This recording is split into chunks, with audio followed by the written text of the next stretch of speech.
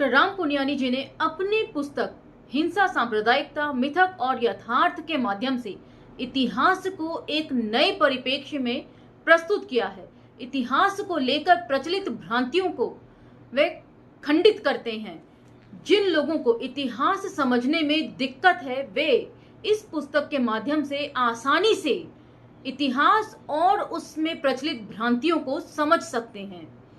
इसी चर्चा के दौरान हमने पिछले एपिसोड में इसके चौथे चैप्टर को खत्म किया है, जिसके तहत हमने भारत में इस्लाम की शुरुआत के ऊपर चर्चा करी और साथ ही चर्चा करी इसके प्रचार और प्रसार की और उन कारणों की जिसके कारण इस्लाम भारत में पॉपुलर हुआ। यदि आपका ये एपिसोड मिस हो गया हो तो आप स्क्रॉल डाउन करके या प्लेलिस्ट में जाकर उसे चेक कर सकते हैं, सुन सकते हैं। तो चलिए चर्चा को आगे बढ़ाते हैं। आभासी दुनिया के मेरे दोस्तों, शालिनी बोल रही हूं। जय भीम, हुल जौहार। आज इसके 5वें चैप्टर को हम लेंगे, जिसका टॉपिक है भारत की मिलीजुली संस्कृति।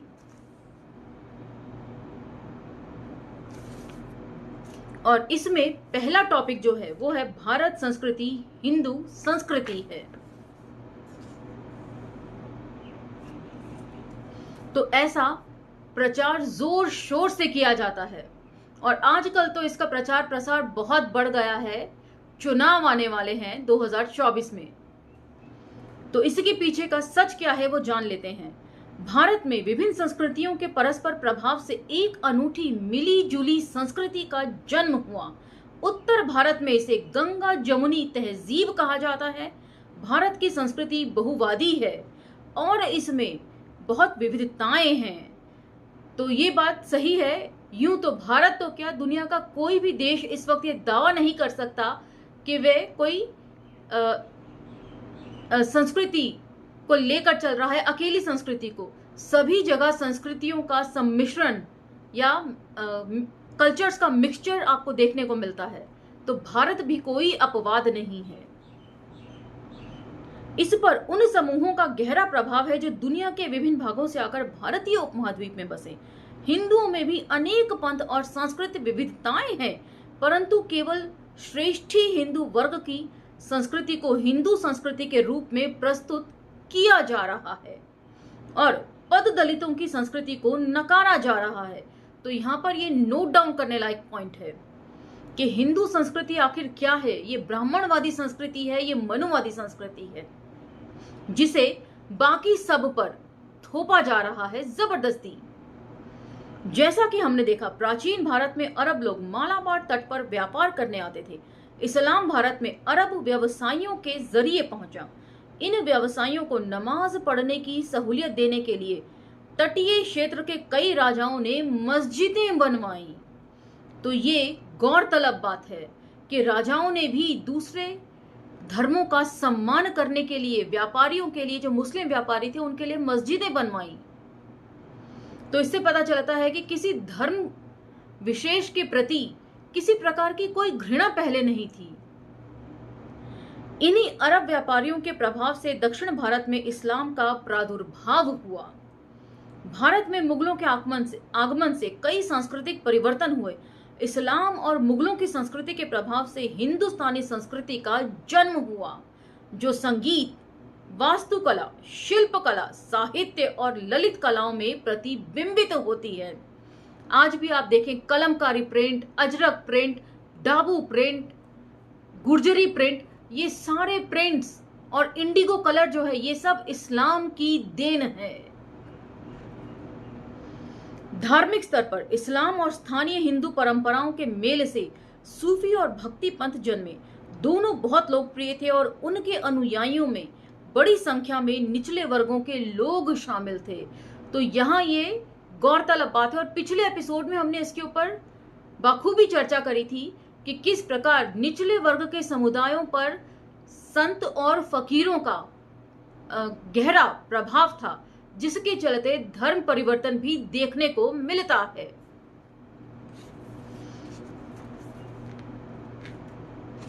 और अगला टॉपिक है विभिन्न धर्मों के बीच टकराव है। ये एक दुष्प्रचार है जो लोग अपने सांप्रदायिक राजनीतिक फायदे के लिए फैलाते हैं। मानव समाज पर विभिन्न धर्मों और संस्कृतियों का प्रभाव है। भारत में भी विभिन्न धर्मों और संस्कृतियों के परस्पर प्रभाव ने कई धार्मिक परंपराओं और संस्कृति को जन्म दिया। सूफी संत इस्लाम के आध्यात्मिक पक्ष की ओर झुके हुए थे। वे कट्टरवादी उलेमाओं के खिलाफ थे। उलेमा जैसे ब्राह्मण होते हैं मंदिर में, वैसे ही उलेमा, आगे इसका जिक्र है। वैसे उलेमा सत्ताधारियों और श्रेष्ठी वर्ग के नजदीक थे। सूफी संतों और ईसाइयों और यहूदी रहस्यवादियों और कुछ हिंदू पंथों में कई समानताएं थीं। ये समानताएं थी कि सभी लोग जो है वो आडंबर के ऊपर कुठाराघात करते थे और इनकी बहुत बुराई किया करते थे। ह्यूमैनिटेरियन ग्राउंड पर ये लोग काम किया करते थे। सोशल रिफॉर्मर थे ये लोग सभी। मोइनुद्दीन इब्न अरबी के सिद्धांतों ने जाति और नस्ल की सीमाओं के पार जाकर लोगों को प्रभावित किया। जैसा कि मैंने पिछले एपिसोड में भी चर्चा करी थी कि उर्दू साहित्य में जो लोग पॉपुलर हैं वही ससम्मान हिंदी साहित्य में भी पॉपुलर हैं। पंजाब के बाबा फरीद ने अपनी कविताएं पंजाबी में लिखी और गुरु नानक ने उन्हें गुरु ग्रंथ साहिब में उद्धृत किया। सूफी संत मियां मीर को स्वर्ण मंदिर में हर मंदिर साहब की आधारशिला रखने के लिए आमंत्रित किया गया। ये बात तो मुझे भी नहीं मालूम थी। मध्यकालीन पंजाबी साहित्य की सबसे प्रसिद्ध कृति हीर रांझा के लेखक सैयद वारिस शाह थे। एक अन्य महान सूफी संत निजामुद्दीन औलिया का कहना था कि ईश्वर की आराधना करने के लिए उतने ही तरीके हैं जितने रेत में कण होते हैं। दिल्ली का निजामुद्दीन संभवतः वो इलाका है जो निजामुद्दीन औलिया के नाम पर रखा गया है। अब मौजूदा सरकार उसको भी बदल दे देर सवेर तो बात अलग है। वे भजन और कव्वाली दोनों के बहुत शौकीन थे। एक बार वे अपने प्रसिद्ध शिष्य और कवि अमीर खुसरो के साथ दिल्ली में यमुना नदी के किनारे टहल रहे थे। उन्होंने देखा कि कुछ हिंदू महिलाएं यमुना में नहाकर सूर्य की आराधना कर रही हैं। हजरत ने कहा, खुसरो, ये महिलाएं भी अल्लाह की इबादत कर रही हैं। इनका इबादत करने का अपना तरीका है। शेख मोइनुद्दीन चिश्ती एक नए महान सूफी संत थे और उनके अनुयायियों की संख्या बहुत बड़ी थी। जहां उलेमा और ब्राह्मण दूसरों की आराधना करने के तरीकों को नीची निगाहों से देखते थे, वहीं सूफी और भक्ति संतों ने सभी परंपराओं में कुछ परिवर्तन कर एक नई मिलीजुली सांस्कृतिक परंपरा की नींव रखी। और इसी के तहत हमने पिछले एपिसोड में भी जिक्र किया था कि तुलसीदास जो है रामचरितमानस के रचयिता, उनको अवधि में रामचरितमानस की रचना करने के लिए राम मंदिर में उनका प्रवेश निषेध कर दिया था, तो वे मस्जिद में जाकर रहने लगे थे। तो एक नई तहजीब देखने को मिलती है इन सभी भक्ति काल के संत कवियों के अंदर।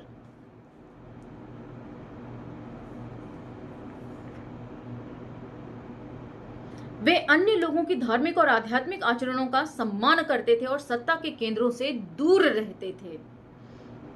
दारा शिकोह एक उद्भट विद्वान थे और उन्होंने एक पुस्तक लिखी है जिसका शीर्षक है मजमा उल बहराइन विदिन ब्रैकेट दो महासागरों का मिलन, हिंदू और इस्लाम।